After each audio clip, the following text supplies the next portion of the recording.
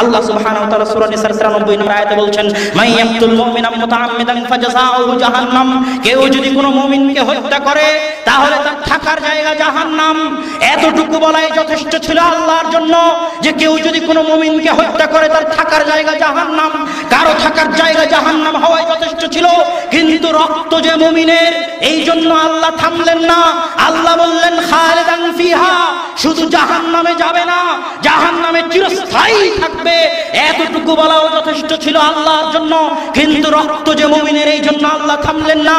আল্লাহ বললেন গাযিবাল্লাহু আলাইহি, আল্লাহ তার উপর রাগান্বিত। কারো উপর আল্লাহর রাগান্বিত হওয়াটাই যথেষ্ট ছিল, কিন্তু রক্ত যে মুমিনের, এই জন্য আল্লাহ থামলেন না। আল্লাহ বললেন লানাহু, আল্লাহর অভিশাপ তার উপর বর্ষিত হোক। কারো উপর আল্লাহর অভিশাপ বর্ষিত হওয়া যথেষ্ট ছিল, কিন্তু রক্ত যে মুমিনের, এই জন্য আল্লাহ থামলেন না। আল্লাহ বললেন ওয়া'আদাল্লাহু লাহু আযাবান আযীমা, আল্লাহ তার জন্য কঠিন ও ভয়াবহ শাস্তি প্রস্তুত করে রেখেছেন শুধু একজন মুমিনকে হত্যা করার জন্য। আল্লাহ এতগুলো বিষয় বললেন। 1, জাহান্নামে যাবে।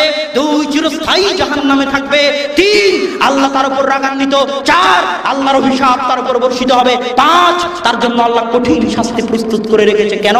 রক্ত মুমিনের। তাই সহিহ সুনান তিরমিজির 1398 নম্বর হাদিসে রাসূল সাল্লাল্লাহু আলাইহি ওয়াসাল্লাম বলছেন, লাওয়ান্না আহলাস সামাই ওয়াল আরদি ইশতারাকু ফি দামি মুমিনিন, জেনে রাখো যদি আসমানের সকল ফেরেশতা, দুনিয়ার সকল মানুষ, সকল জিন, আদম থেকে নিয়ে কিয়ামত পর্যন্ত সকলে মিলে, সকল ফেরেশতা মিলে, সকল জিন মিলে আমার একজন মুমিন বান্দাকে হত্যা করে, লা কাব্বাহুল্লাহু লাহুম জামিআন ফিন-নার, তাহলে সকল মানুষকে, সকল জিনকে, সকল ফেরেশতাকে আল্লাহ একসাথে জাহান্নামে নিক্ষেপ করতে দ্বিধা করবেন না। রক্ত মুমিনের। তাই আর এক হাদিসে রাসূল সাল্লাল্লাহু আলাইহি ওয়াসাল্লাম বলছেন, লা যাওয়ারুদ দুনিয়া আও লাহাদামুল কাবা আহওয়ানু ইনদাল্লাহি মিন দামি মুমিনিন, আল্লাহ সুবহানাহু ওয়া তাআলার নিকটে কাবা ঘরের চাইতেও, সারা দুনিয়ার চাইতেও একজন মুমিনের দাম বেশি।